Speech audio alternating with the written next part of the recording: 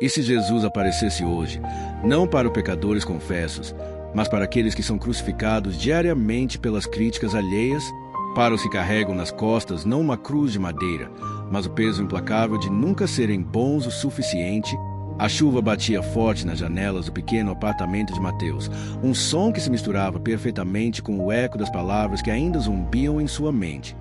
Você poderia ter feito melhor. Não atendeu às expectativas, porque não foi como os outros. Aos 28 anos, ele era o estagiário eterno na empresa, o filho que decepcionou ao não seguir a carreira da família, o noivo que não era romântico o suficiente. Na tela do seu laptop, mais um e-mail de feedback do chefe destacava tudo o que ele havia feito de errado no projeto, ignorando completamente seus acertos. Mateus fechou os olhos, suas mãos tremendo levemente. Cada crítica era como um prego pequeno, mas constante, martelado em sua alma.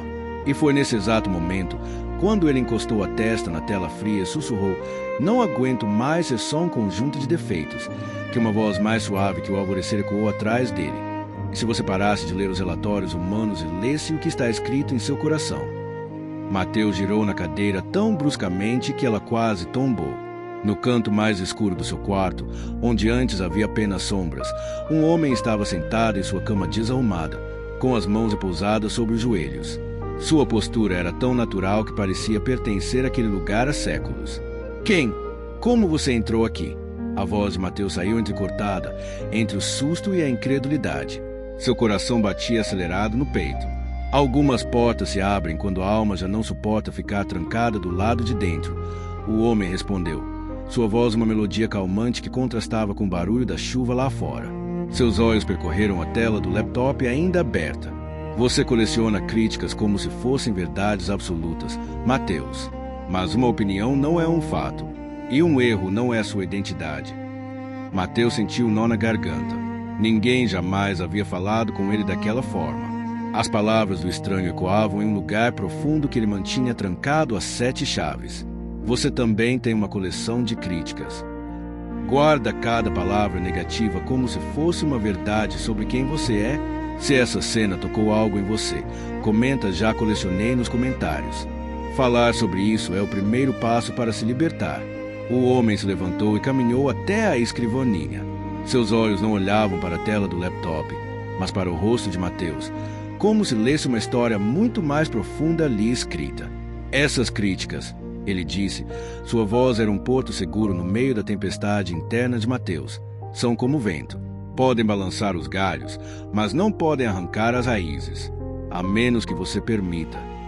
Ele estendeu a mão e tocou suavemente o ombro de Mateus. Um calor imediato e tranquilizador se espalhou pelo corpo do jovem, não apagando a dor, mas criando um espaço onde ela podia finalmente ser examinada sem medo. "Você não é o que os outros dizem que você é." O homem sussurrou. Seu olhar era ao mesmo tempo suave e intenso. "Você é o que o Pai diz que você é: amado, cuidado, chamado. Se Jesus estivesse aqui, ele te mostraria as marcas em suas mãos e perguntaria: acredita que alguém que deu a vida por você diria que você não tem valor?" Mateus sentiu as lágrimas pressionarem seus olhos. Pela primeira vez, alguém não estava apontando falhas, mas revelando sua essência. As lágrimas de Mateus finalmente transbordaram, silenciosas e libertadoras. Elas não eram de autopiedade, mas de um reconhecimento profundo. Anos de críticas internalizadas começavam a se dissolver sob o olhar amoroso daquele homem. "Mas como eu paro de acreditar nisso tudo?" ele perguntou, a voz embargada. É como se essas vozes tivessem se tornado minha própria voz, substituindo a graça pelo barulho. O homem respondeu, seu olhar sábio repousando sobre Mateus. "Toda manhã, antes de ler qualquer mensagem, leia uma verdade sobre quem você é aos olhos de Deus. Toda noite, antes de dormir, agradeça por uma qualidade que Ele te deu. Você precisa reaprender a ouvir a melodia original da sua alma, que o ruído do mundo tentou abafar." Ele fez uma pausa, permitindo que as palavras ecoassem. "A opinião alheia é passageira. A palavra de Deus sobre você é eterna. Em qual delas você vai construir sua casa?" Se Jesus estivesse aqui, ele estaria escrevendo na areia as críticas que tentavam apedrejar Mateus, mostrando que elas não tinham poder permanente sobre sua identidade. E você, em que tem construído sua identidade? nas opiniões dos outros ou na verdade divina sobre você. Se este momento tocou seu coração, comenta minha identidade. É uma declaração de que você é mais que as críticas que recebe. O silêncio que se seguiu foi diferente. Já não era pesado, mas sagrado. Mateus olhou para suas mãos. As mesmas mãos tremiam ao abrir e-mails. E pela primeira vez viu não instrumentos de fracasso, mas ferramentas abençoadas para criar. É como se eu tivesse me esquecido de quem eu era. Ele refletiu, a voz mais firme. Deixei que as opiniões dos outros escrevessem minha história. Mas hoje é um novo capítulo. O homem disse, seu sorriso era como o primeiro raio de sol após a tempestade. E você tem a caneta nas mãos. Pode riscar as mentiras que escreveram sobre você. Pode escrever verdades. Sou amado, sou capaz, sou filho de Deus, ponto. Ele se levantou, e Mateus sentiu uma pontada de saudade antecipada. Mas a lição estava gravada. Sua valia não era determinada pelo feedback dos outros, mas pela obra concluída na cruz.